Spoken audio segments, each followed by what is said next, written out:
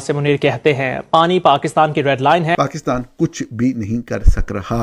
पहले कहा गया था इसको फुल स्केल वॉर समझा जाएगा, ये कहा गया था आपके सामने, अगर ऐसा हुआ तो। और फुल स्केल वार आपके सामने जनाब, उन्होंने अपना जो काम करना था कर लिया। भारत तो अभी भी ये कह रहा है कि हमने तो जो करना था वो कर दिया, हमने गुडविल में ये माहिदा किया था, गुडविल खत्म हो गई, सो अब कोई सवाल नहीं पैदा होता।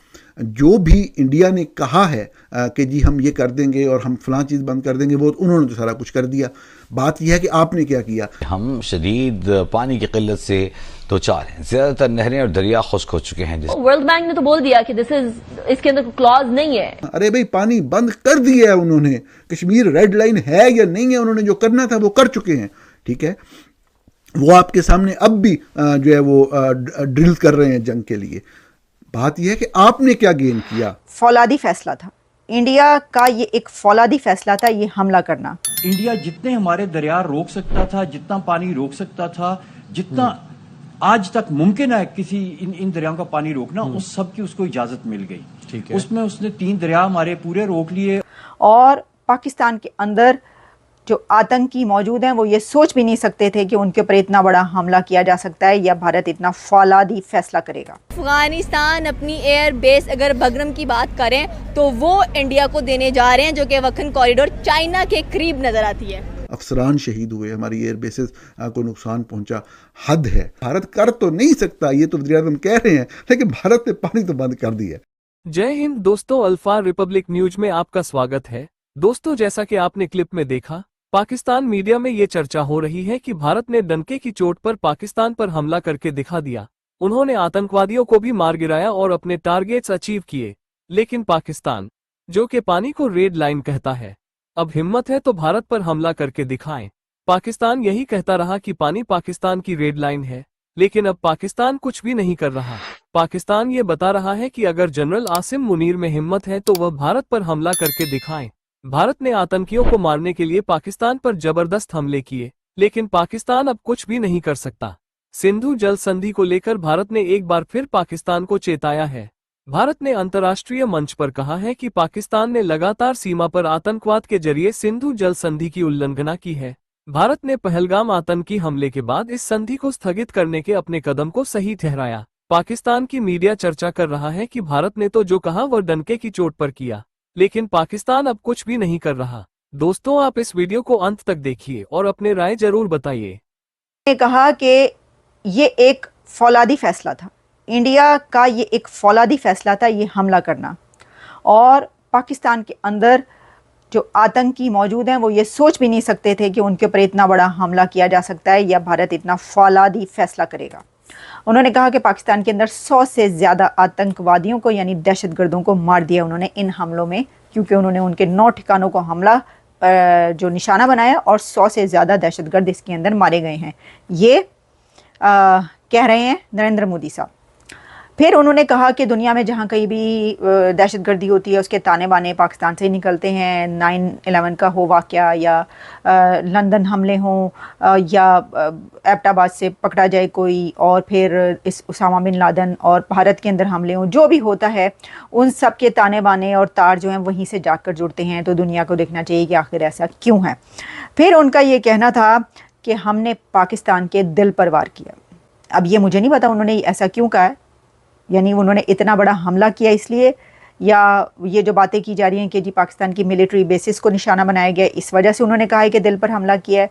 ये बात उन्होंने जो कही है लेकिन कह दी है, उन्होंने कहा जी पाकिस्तान के दिल पर वार किया। फिर उनका ये कहना था कि अब ये जो न्यू है ये नॉर्मल है, यानी अब इंडिया की फॉरेन पॉलिसी यही है कि इंडिया पर कोई भी दहशतगर्दी का हमला होगा तो इंडिया पाकिस्तान पर हमला कर दे। है इस हवाले से कि वज़ीर आज़म ने यह बयान दिया था कल कि भारत किसी भी सूरत में जो है वो पाकिस्तान का पानी बंद नहीं कर सकता। मैं आपके सामने जो कहा गया वो और जो हकीकी सूरत हाल है वो रखना चाहता हूँ। बात ये है कि भारत कर तो नहीं सकता, ये तो वज़ीर आज़म कह रहे हैं, लेकिन भारत ने पानी तो बंद कर दिया है। पानी तो अब बंद है, ठीक है ना जी।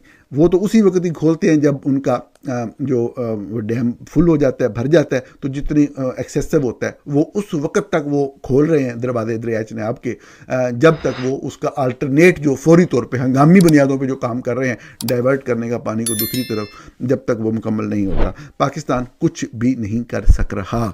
पहले कहा गया था इसको फुल स्केल वॉर समझा जाएगा, ये कहा गया था आपके सामने, अगर ऐसा हुआ तो, और फुल स्केल वार आपके सामने जनाब उन्होंने अपना जो काम करना था कर लिया, और हमने बाद में कहा जी हम अक़वाम मुत्तहिदा में उठाएंगे। अब जो लोग अक़वाम मुत्तहिदा को जानते हैं और अक़वाम मुत्तहिदा में जो मामला चल रहे हैं और वहाँ पे जो होता है, तो वो आप आगे खुद समझ सकते हैं। अब से थोड़ी देर पहले आर्मी चीफ जो हैं जनरल आसिम मुनीर ये खिताब कर रहे हैं मुख्तलिफ यूनिवर्सिटियों के वाइस चांसलर से और असातिज़ा के साथ। इसकी भी समझ नहीं आई कि इस महफिल में वो कैसे खिताब कर सकते हैं। यानी एक तरीके से उन्होंने कहा कि गोडे गिट्टे जो पकड़े हैं ये तरले मिनटे पाकिस्तान ने की, हमने तो नहीं की, ये तो पाकिस्तान आया हमारे पास चल के कॉल की कि जी ये अब रोक दे, बस बहुत होगी, जंग जो है वो रोक देनी चाहिए या सीज़ फायर कर लेते हैं।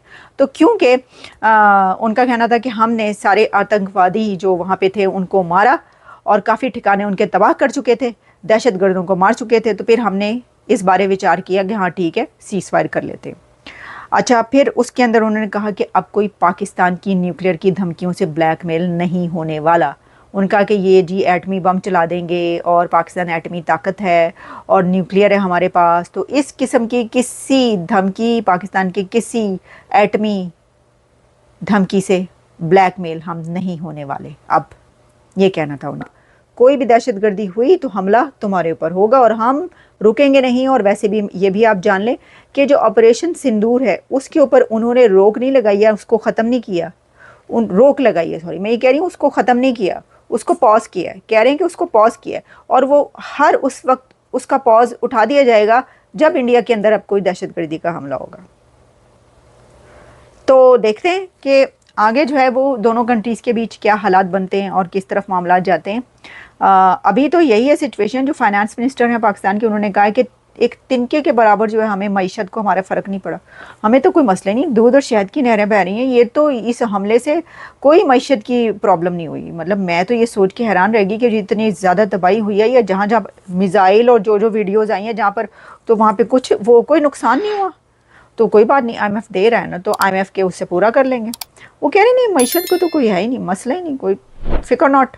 और तालिबान के ताल्लुकात की बात करेंगे जो कि बहुत दिलचस्प नजर आती है, एक दूसरे को काफी ज्यादा सपोर्ट करते हुए दिखाई दे रहे हैं। और मेन वजह जो सामने हम लोगों को नजर आती है वो है कि पाकिस्तान से दहशतगर्दी का खात्मा, यानी कि पाकिस्तान से दहशतगर्दों को मिटाने का जो फैसला है वो भारत कर चुका है। और नरेंद्र मोदी के बहुत ज्यादा ऐसे स्टेटमेंट्स भी हम लोगों को नजर आते हैं जिसमें वो कहते हैं कि भाई आप रोटी खाओ, गोली हमारे पास है, जरूरत आने पर आपको गोली भी लगा देंगे। फिर वो कहते हैं कि पानी और खून एक जगह बह नहीं सकते हैं। हाई अफगानिस्तान अपनी एयर बेस अगर बगरम की बात करें तो वो इंडिया को देने जा रहे हैं, जो कि वखन कॉरिडोर चाइना के करीब नजर